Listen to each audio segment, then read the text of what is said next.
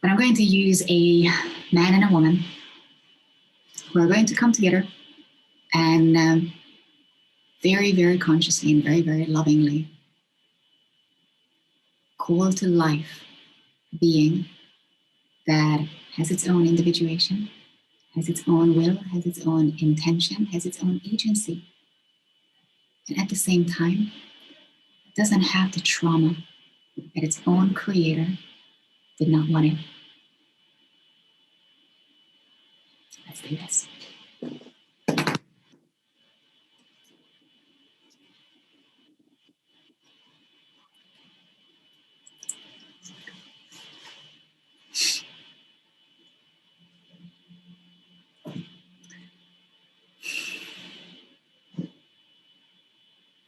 Just imagine that a man and a woman, two beings, two individuals, have found something within each other that speaks to them mutually on such a deep level. They've decided that they might have their differences, they might have their disagreements. They're going to have conscious choice to love each other each and every day more than the day before. It's probably going to be a long-term agreement. It's not imposed by anybody. It's not a compromise. There's nothing in that relationship that feels like compromise. Every bit of that love is a conscious choice. And the two decides that out of this love, if they really want to experience what the two of them together feel like, they can create a living being.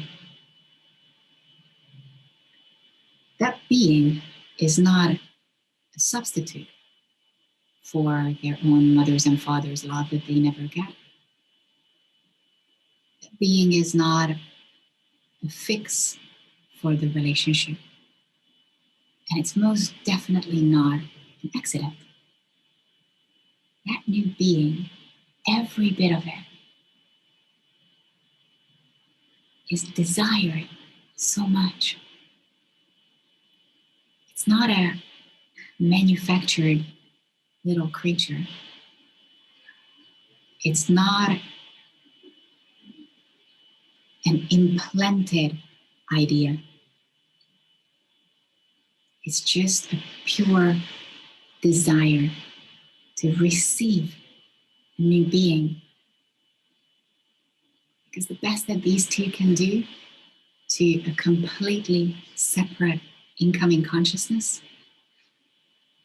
is to create a space out of their energy that becomes a home for this being.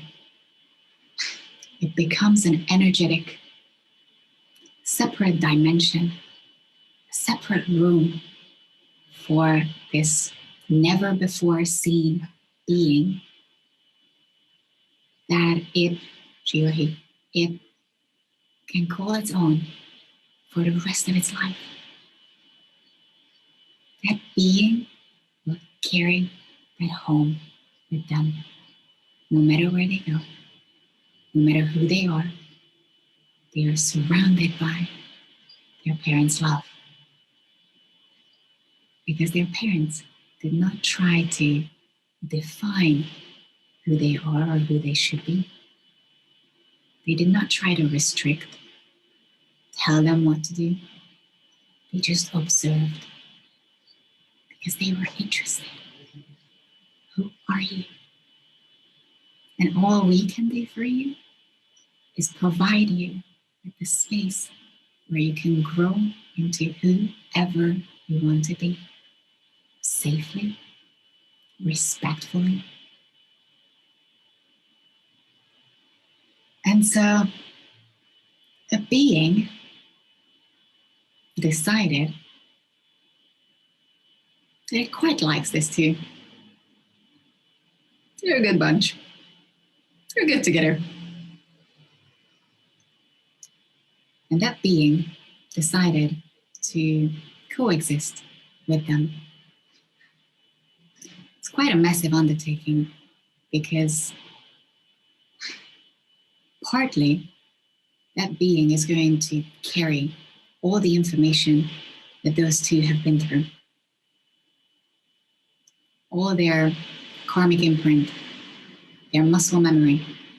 It's going to be carried within my new incoming body now. Wow. Do I really want to do that? These two somehow just, they look quite all right. I think we can manage. And we all agree on that level that we might fuck up. But at least one thing that cannot be taken away from any of us is that we are going to make the decision to love each other more than the day before.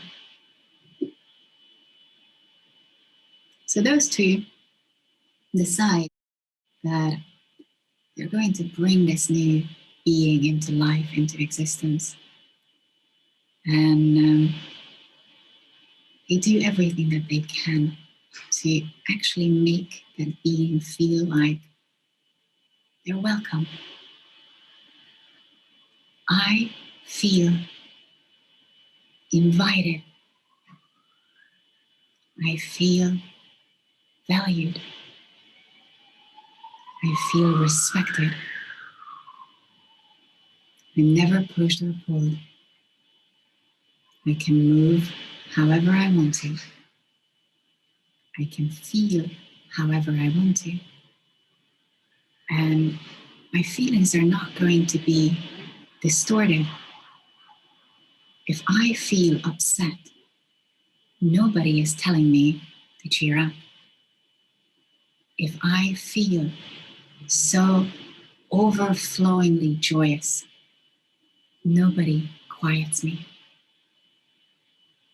I'm watched closely, observed very patiently, and I can see all throughout my energetic and physical existence that these two want me so much. They want to be with me so much. Not with a being that they've imagined, not with some harbored resistance that they couldn't let go of. I'm not to take over my father's business. I'm not to carry the family name. I'm not to look after my siblings. I'm not to be there to unconditionally love you. I am who I am, and I'm loved for it so much. And those two are quite conscious and aware, and they're quite savvy. So they're able to physically create an environment for me as well that is beyond respectful. Chemically, hormonally, vibrationally, they understand that I understand them. I can read minds, thoughts, feelings, even if I don't speak the same dumb language that they do. The only reason why I have to learn how they speak is that so they know that I understand them. Jesus. Can you just speed up? Can you just match my frequency so I don't have to slow down? All right, I will slow down. Fine.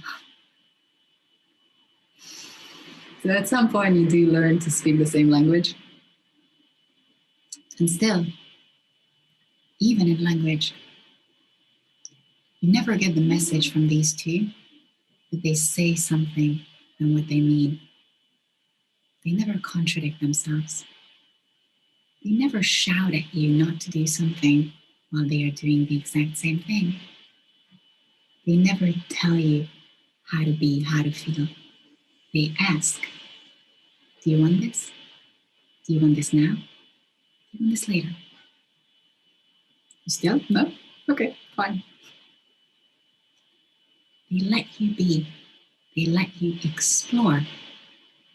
They don't confine you. You have a mother and a father.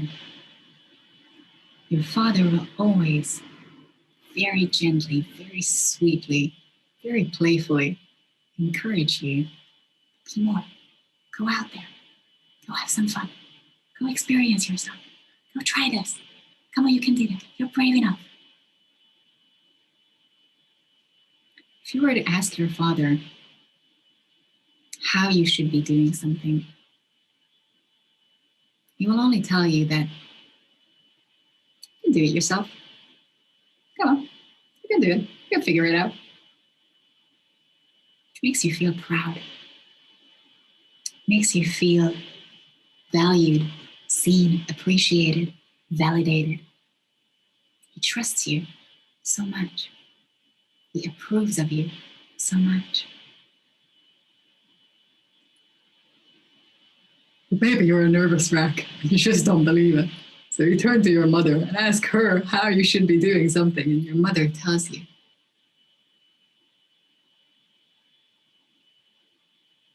That nobody should tell you what to do. Because what you do is something that only you can do. How you will do it is the way that you and only you are capable of doing it. It's your special, unique way. People might give you their wisdom, their information, but it's still you who makes the choice. And that's the way it should be.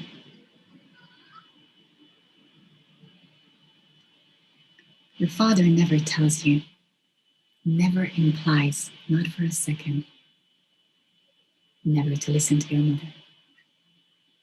Your mother never puts your father down. All you see from those two for the rest of your life is how much those two still love each other.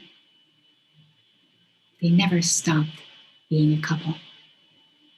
They never stopped being intimate. They never stopped caring for each other. Even if they have to care for you, you're not incapable. They can leave you on your own. You're going to be fine. You can take care of yourself. And they have the time, willingness to be with each other. And so you grow up to be a person who is very well connected, very safe, feels trustworthy. You can trust yourself because others trust you.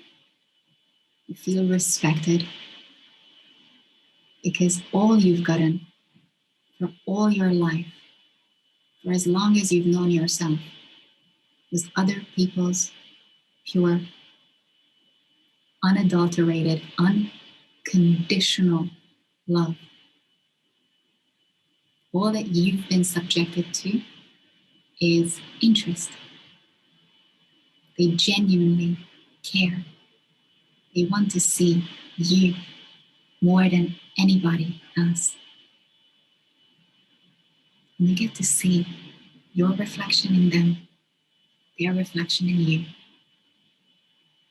And you just bounce back so much love between all of you.